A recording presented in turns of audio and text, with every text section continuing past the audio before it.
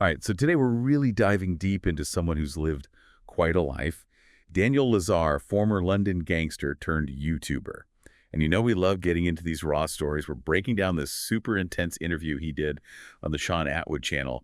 Talk about a look into the underbelly of London. Ready to get into it. Yeah, definitely. And what I think makes this so fascinating is that we're not just talking about the crimes themselves. This is about Lazar's whole journey. Camden Town gangs, prison family, and ultimately his path to redemption. It's a lot to unpack about a life clearly shaped by some intense situations. Yeah, no kidding. Yeah. Okay, so starting from the beginning, Daniel grew up in Camden Town. He describes it as this super tight-knit community, like the kind of place where everyone knows everyone. Yeah.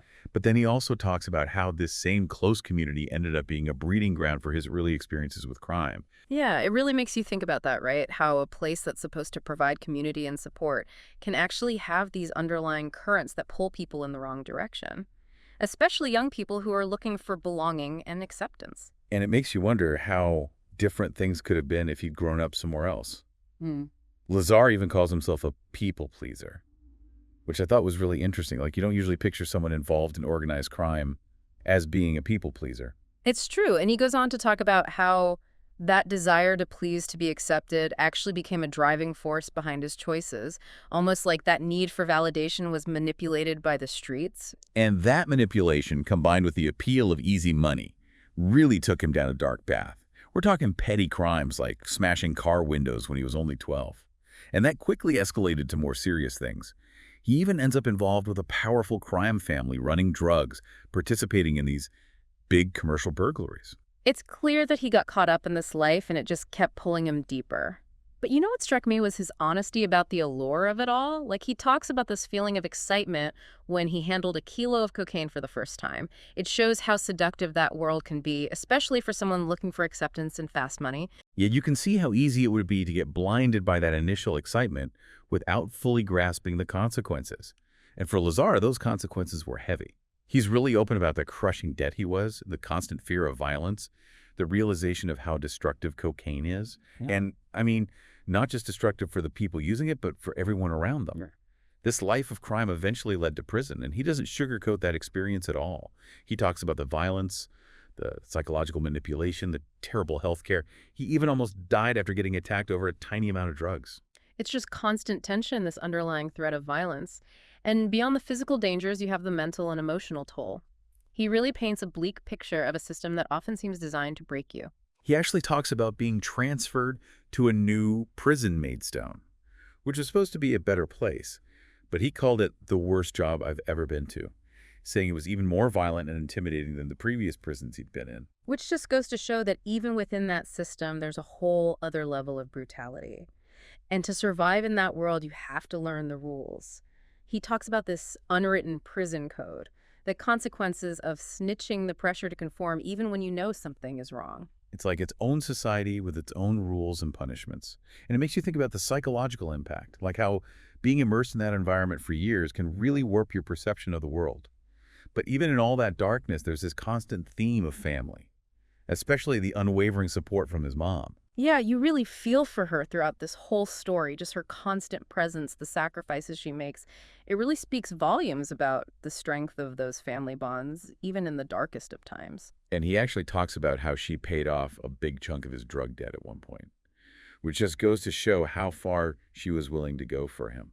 But you can tell he's carrying around a lot of guilt about that, knowing the burden he was placing on his family. Oh, absolutely. He even uses the word leech to describe himself, like he's sucking the life out of them.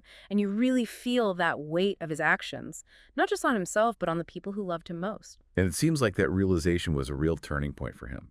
It's like he started to see the hypocrisy of demanding loyalty from his family while treating them so poorly. And there's this other layer, too. He starts to realize that the whole glamorous image of the criminal world is really just a facade.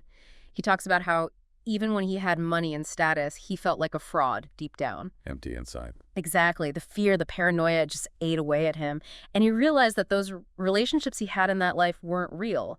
They were based on transactions, not genuine connection. It's got to be hard learning that the people you thought had your back would turn on you in a second. But it sounds like hitting that low point, facing that brutal honesty, that's what ultimately made him want something different. Yeah, it was a slow process for sure. but you can definitely pinpoint those pivotal moments, the guilt over his mom's sacrifices, the emptiness of the life he was chasing.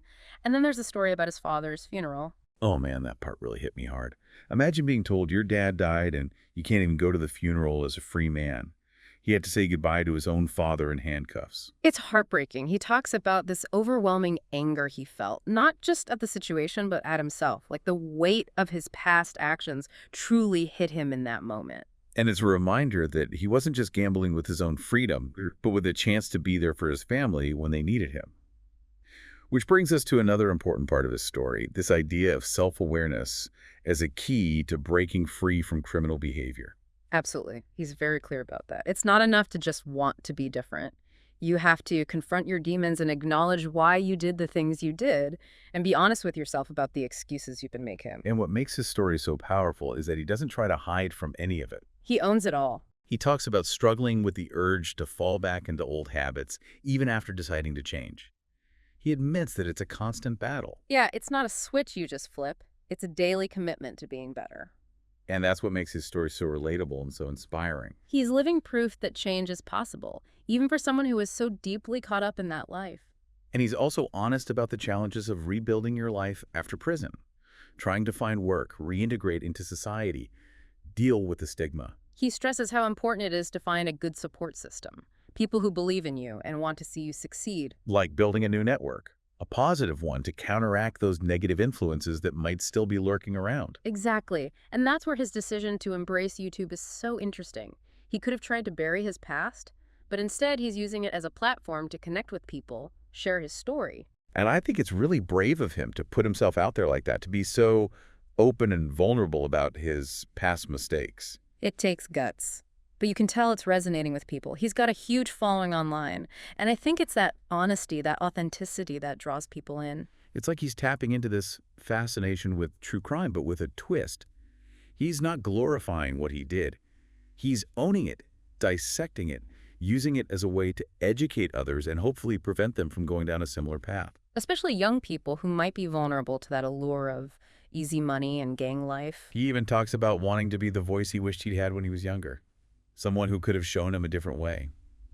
Yeah, it's one thing to share your story, but to actively try to use it to help others avoid those same mistakes, that's pretty powerful. Definitely, it really speaks to the idea that you can come back from anything, that you can make huge mistakes but still reclaim your life. And he's really open about the fact that it's not like he's magically fixed now.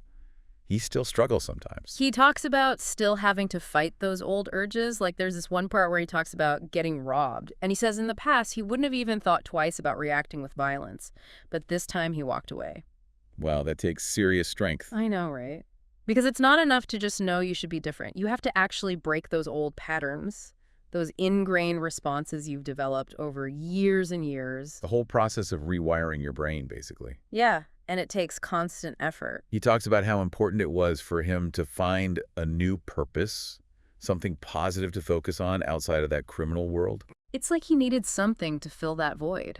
And for him, it sounds like that's been a combination of his family, his work, and those creative outlets like his YouTube channel. He's taken his experiences and channeled them into something positive. Instead of letting his past define him, he's using it to redefine himself. Exactly. And that's what makes his story so inspiring. It's about resilience, second chances, and the very real possibility of redemption, even after making some really bad choices. It's a good reminder that we all have the potential to change. Even when it seems impossible. But it takes guts. You have to be willing to confront the hard truths about yourself and your choices. And find the strength to build a better future. One step at a time. Now, one question that really stuck with me was how much our environment shapes our paths. You know, he talks a lot about Camden Town and how that close-knit community had this whole other side. Yeah, like that double-edged sword thing. It's supposed to be about support and belonging, but it can also lead you down a dark road. Makes you wonder what would have happened if he'd grown up in a different place with different influences and opportunities. Right, like how much of who we become is determined by where we come from versus the choices we make.